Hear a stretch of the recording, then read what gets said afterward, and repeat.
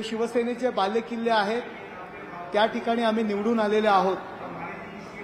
परंतु काही विशिष्ट समाजाला जवळ घेऊन मशिदी असतील, त्यांची प्रार्थना स्थळे असतील, त्यामध्ये मुल्ला मौलवींना लाखो रुपये वाटून एक विशिष्ट प्रकारचा आदेश काढण्यात आला आणि या धार्मिक तेढ निर्माण करण्याचा प्रयत्न करण्यात आला आणि ती एक गठ्ठा मतं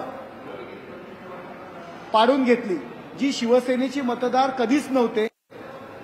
शिवसेनेच्या तत्वात शिवसेनेचा जो काही विचार आहे त्या विचारापासून फारकत घेऊन मिळवण्यात हे यशस्वी झाले। त्याचबरोबर संविधान बदलणार अशा पद्धतीने एक गैरसमज निर्माण करण्यात आला आणि विशिष्ट समाजाची मतं आपल्याजवळ आणण्याचा प्रयत्न करण्यात आला आणि यामुळेच केवळ 3 ते 4 जागांचा फायदा उभाटाला झालेला आहे। लोकांच्या हे आता लक्षात येतंय। त्यामुळे ज्या शिवसैनिकांनी त्यांना मतदान केलेलं आहे त्यांना आता पश्चातापाची भावना निर्माण झालेली आहे।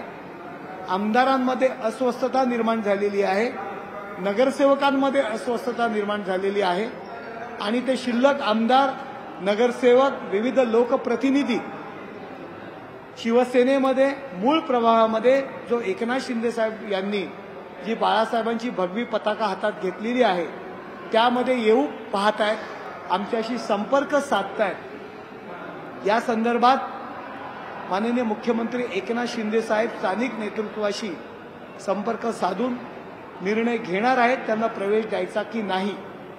परंतु जे शिवसेनेचे खासदार निवडून आलेले आहेत उभाटा गटाचे, त्यांना असं वाटत होतं की या देशामध्ये इंडीचं सरकार येईल, परंतु ते सरकार आलेलं नाहीये। जो शिवसेनेची जो विचार आहे, तत्व आहे, ती यांनी सोडून विशिष्ट समाजाची मतं मिळवण्यामध्ये उद्धव ठाकरे जे यशस्वी झालेले आहेत त्याची सल सुद्धा त्यांच्या मनात टोचत आहे।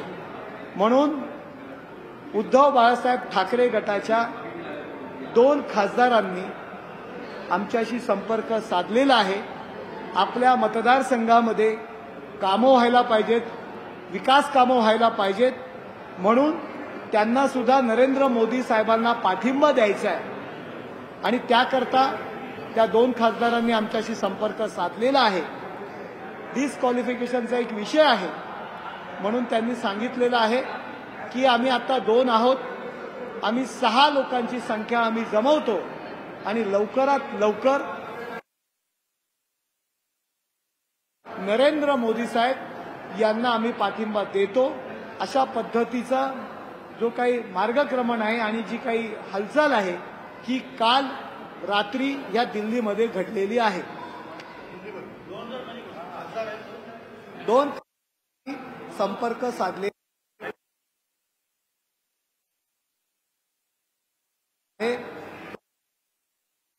यांनी जी भूमिका घेतलेली आहे ती त्यांना पटत नाहीये। विकास कामं आपल्या मतदारसंघात व्हायला पाहिजेत आणि शिवसेनेच्या मूळ तत्वापासून बाजूला जे गेलेले आहेत, मशिदी असतील, प्रार्थना स्थळं असतील, त्यामधून जे आदेश दिले गेलेले आहेत ते त्यांना पटलेलं नाहीये आणि भविष्याच्या दृष्टीने शिवसेना आणि शिवसेनेची तत्व यामुळे 2 खासदारांनी आमच्याशी संपर्क साधलेला आहे। माननीय मुख्यमंत्री एकनाथ शिंदे साहेब यांच्याशी संपर्क साधलेला आहे।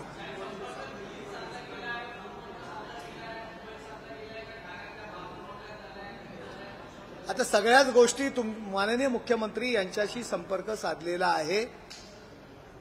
डिस्क्वालिफिकेशनचा विषय आहे, कशा पद्धतीने करायचं त्यांचं म्हणणं आहे की बाकीचे खासदार सुद्धा आमच्या समवेत आम्ही आणतो आणि लवकरात लवकर नरेंद्र मोदी साहेब यांना आम्ही पाठिंबा देतो।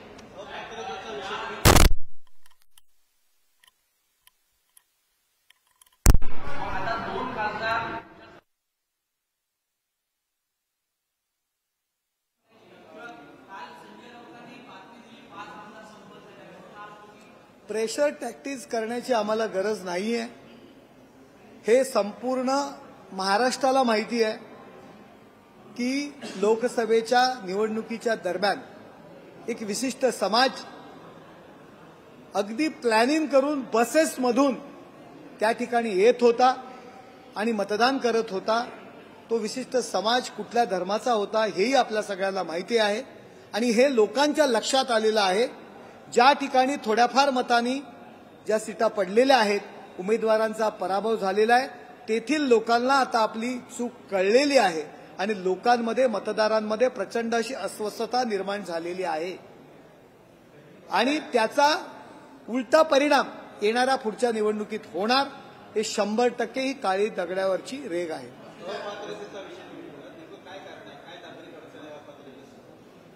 नाही, एकूण 6 जणांची गरज आहे आज 9 मधून, त्याच्यामुळे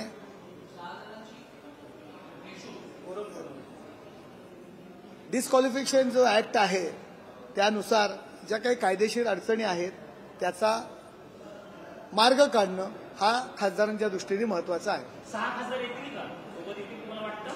का नाही येणार? 40 आमदार येतील असं कोणाला वाटलं होतं का? 50 आमदार येतील।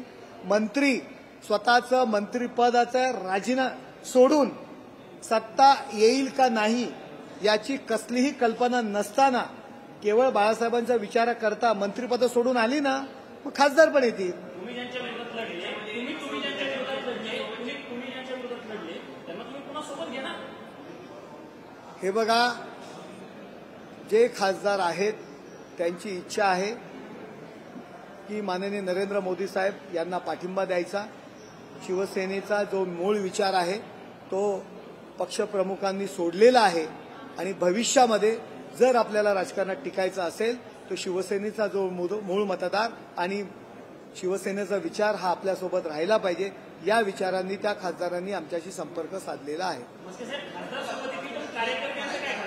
कार्यकर्ते हे बघा, कोणीही खासदार असेल, हे यापूर्वी सुद्धा आपण म्हटलं जायचं की यांच्यासोबत केवळ लोकप्रतिनिधी आहेत, खालचे मतदार नाही आहेत, शिवसैनिक नाही आहेत, अशा पद्धतीने मीडियाद्वारे काही लोक विचार मांडायचे।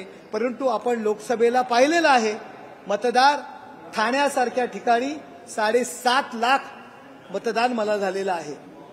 जर मतदार आमच्या सोबत नसते, फक्त जर आम्ही पदाधिकारी जर आणि नगरसेवक आमदार जर आम्ही असतो तर एवढं मतदान आम्हाला झालं नसतं। त्यामुळे चुकीच्या पद्धतीने ज्या काही एक भावना प्रधान वातावरण त्यावेळी निर्माण करण्याचा प्रयत्न केला, या लोकसभेला तो उघड झालेला आहे।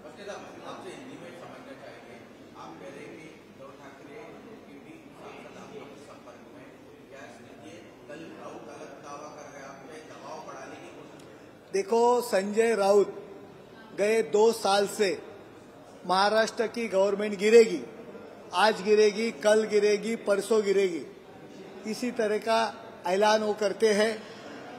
रोज सुबह उठते हैं, पवार जी का उनको फोन आता है, शिंदे साहब के खिलाफ और देवेंद्र फडणवीस साहब के खिलाफ बोलते हैं। वो पेरोल पे है, वो ड्यूटी पे है और इसी तरह आज भी वो बोल रहे हैं। एक मानसिक जो बीमारी रहती है उसके एक लक्षण रहता है कि जो चीज मन में है अगर वो नहीं हो रही है तो भी हो रही है ऐसी लगती है, इसीलिए वो इसी तरह की बातें करते। उनको अच्छा मानसोपचार तज्ञ की जरूरत है। ये देखो, शिवसेना का जो मूल मतदार है, ओरिजिनल मतदार है, उनको मालूम पड़ा है कि इस बार विशिष्ट धर्म का मतदान, विशिष्ट जातीय तेढ़ निर्माण करके मस्जिद प्रार्थना स्थलों के जो प्रमुख रहते हैं, मुल्ला मौलवी रहते हैं, उनको लाखों रुपए बांट के एक आदेश दिया था कि उभाटा को और उनके आघाड़ी को वोटिंग करे। धर्म खतरे में है, इसी तरह का शपथ उन लोगों को दी थी। इसीलिए लोग बड़ी समूह में जाके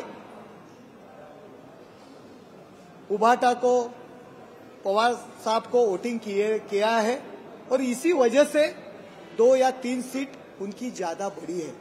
अभी लोगों को ध्यान में आया है कि शिवसेना का जो मूल मतदार है कि बाबा इनके गलत तरीके से इनके मोड़ है, गलत तरीके से इन्होंने प्रचार किया था और जो मूल मतदार है जो उन्होंने उनको वोटिंग किया है वो अभी बाजू जाने वाला, उनको पश्चाताप हो रहा है। इसीलिए आमदार अभी डर गए, नगर सेवक डर गए। आने वाले महापालिका कॉरपोरेशन के इलेक्शन में, विधानसभा का इलेक्शन में कुछ गलत होएगा जो अपना मतदार अपने से बाजू हो जाएंगे। इसीलिए वो लोग माननीय मुख्यमंत्री से कांटेक्ट कर रहे हैं कि हमें आने का है। माननीय मुख्यमंत्री स्थानिक नेतृत्व से सलाह मसलत करके डिसीजन लेगा, लेकिन ये 2 दिन में जो खासदार उबाटा के चुन के आए उनमें बहुत क्या बोलते कि नाराजी है कि उनके भी ध्यान में आया कि किसी तरह से अपन चुन के आए हैं और जो शिवसेना का जो मूल तत्व है, मूल विचार है, उससे हम बाजू हो रहे हैं। और इसीलिए वो लोग अपने वार्ड में, अपना विधानसभा, अपना लोकसभा क्षेत्र में काम होना चाहिए, इसीलिए भी वो नाराज है। इसीलिए वो माननीय नरेंद्र मोदी साहब और एकनाथ शिंदे साहब को पाठिंबा देने की सोच में है। 2 खासदारों ने हमसे कांटेक्ट किया था, वो यहाँ हमारे यहाँ आना चाहते हैं। अभी डिस्क्वालिफिकेशन के लिए 6 खासदारों की जरूरत है। उन्होंने हमें बताया कि 6 खासदार हम तैयार करते हैं और माननीय नरेंद्र मोदी साहब और एकनाथ शिंदे साहब को हम पाठिंबा दे रहे हैं। ये 2 जो नए चुने हुए सांसद हैं नवनिर्वाचित, ये मुंबई के हैं, मुंबई के बाहर के हैं, क्योंकि मुंबई में ज्यादातर इकट्ठा वोटिंग हुई है। ये देखो, महाराष्ट्र के खासदार है, सिर्फ इतना ही मैं यहाँ अभी बता सकता हूँ। तो आप आगे करके हम माने कि जो ठाकरे की शिवसेना है उसमें आने वाले दिनों में फूट हो सकती है, 2 सांसद आपके साथ जुड़ सकते हैं। उनकी वजह से, उनकी जो भूमिका है उनकी वजह से शिवसेना में, उबाठा में फूट होगी। लेकिन आपका जो दावा है ये सिर्फ दावा है या प्रेशर टैक्टिक्स है? क्योंकि कल संजय राउत भी कह रहे थे कि आपके लोग उनके संपर्क में हैं और आपके लोग भी फूट के जाने वाले हैं। प्रेशर टैक्टिक्स करने की जरूरत क्या है? हमारे लोग क्यों उनके संपर्क में रहेंगे? हम दिल्ली में अभी गवर्नमेंट बना रहे हैं, उनके संपर्क में हम क्यों रहेंगे?